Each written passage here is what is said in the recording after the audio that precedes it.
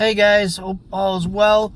Just want to share a story with you guys. From time to time we work with locators, or guys that find location. I have 2 or 3 guys that find me locations here in Chicagoland, but I also work with guys who they scout the Chicagoland area from other places. They post locations. And so the guy calls me up and says, hey Phil, I got a location in Chicagoland. If you're interested, it is like a wings place. And I said, is it cash only? He said, yep, cash only. I said, okay, I'll go check it out.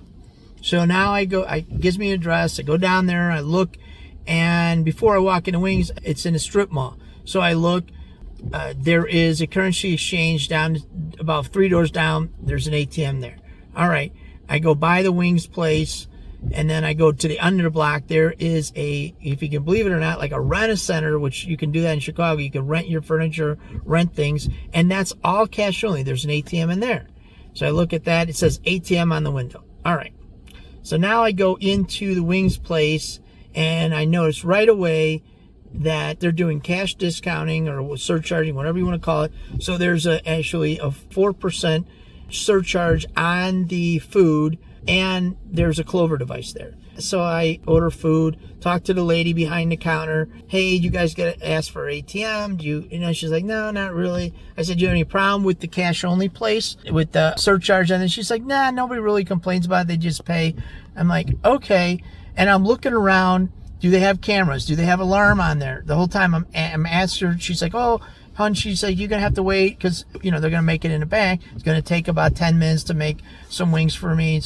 And I said, it's no problem. Order a Coke, order some wings. And I'm looking, make sure, okay, now I put my card. Yep, they're charging me 4%. Now I'm looking, well, if I'm going to put an ATM, where am I going to do it? I'm going to put it here in the ground. It was one of those places you walk in, there's about 12 feet. It's like 12 feet by 20 feet. And you're looking, and I'm like, it's all glass. Here, if we got to fill it, I don't like the way it looks to fill it. They have no alarm, but they have cameras.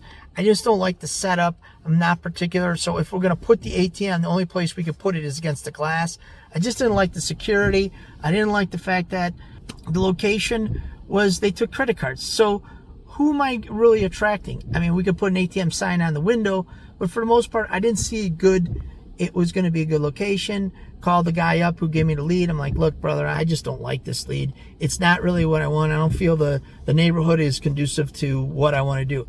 But at the end of the day, I don't know if we're going to do any volume, but it could have been a bad spot to put an ATM because of security. Wasn't comfortable with it, so we just passed that. So sometimes I always recommend, if you get leads from other people, you go and you look at the location. What's around there? What's the neighborhood like? Where's the location? Could it be a good location or not? Sometimes you get leads from beer guys or some kind of liquor distributors or chip purveyors or somebody. You get a lead, and then what happens is that lead, it looks good on paper, but you got to do your due diligence. You really got to go down there and you got to look and see, hey, is this something that makes sense? All right, just thought I want to share that little bit tip. Thanks, guys.